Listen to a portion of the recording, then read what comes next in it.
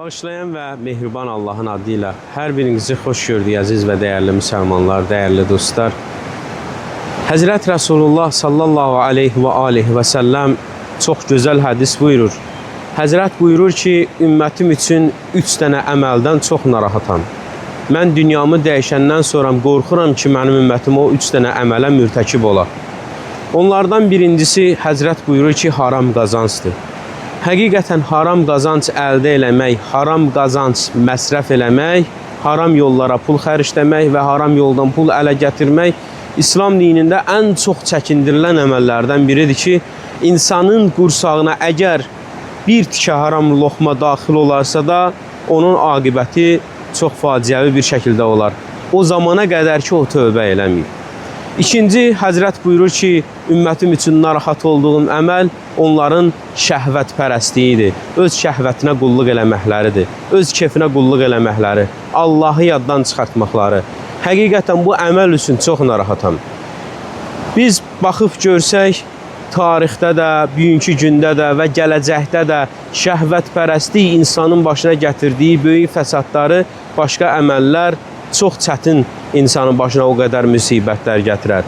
Ona görə şəhvətə qulluq eləmək, şəhvətpərəstlik həqiqətən İslam dinində çox nəhy olunan, çəkindirilən əməllərdəndir. Üçüncüsü isə sələm yeməkdir. Bəzən sələmlə məşğul olan adamlar, sələm verən adamlara sələmin haramlığı barəsində danışanda, söhbət eləyəndə elə hərəkət eləyirlər ki, sanki bunlar birinci dəfədir eşidirlər.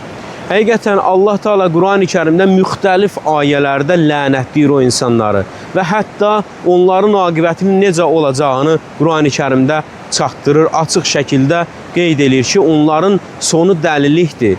Onların sonu, belə deyim, əqlinin itirilməyidir və onların sonu da yekunda cəhənnəmdir, odur, alovdur. Və Həzrət Rəsulullahdan sələm haqqında da bir dənə çox ciddi bir hədis var. Həqiqətən bu hədis nöqtəsini qoyur ki, sələm vermək necə böyük bir günahdır. Həzrət Rasulullah buyurur ki, sələm verən adam, yəni sələmin o faizin pulunu yiyən adam, sanki öz məhrəminlə Kəbə evində 40 dəfə zina eləyibdir. Kəbə evində öz məhrəminlə, öz əhli əyalınla, üzr istəyirəm ifadəmə görə, öz ana bacısından, öz qızınla 40 dəfə Kəbə evində zina eləyib, o qədər böyük günah əldə eləmiş olur. Biz bəzən həqiqəti deyəndə, həqiqəti çatdıranda bəziləri çox qıcıqlanır. Çünki insan həqiqəti qəbul eləmək üçün onun yaşayışı həqiqətə uyğun olmalıdır. Allahın əmrlərinə uyğun olmalıdır. Nə qədər ki, Allahın əmrlərinə uyğun deyil yaşayışımız, biz Allahın dinini də təksib eləyəcəyik. Nə qədər ki, əməllərimiz Allahın istədiyi kimi deyil, haşa, Allah uzaq eləsin, biz nəhayətdə gəlib o haram səbəb olacaq ki, nəhayətdə Allaha da inkar eləyəcəyik. Allah o günlərdən bizi amanda saxlasın. Və Həzrət Rasulullah ki, buyurur, mən ümmətim üçün bu 3 dənə əməldən narahatam.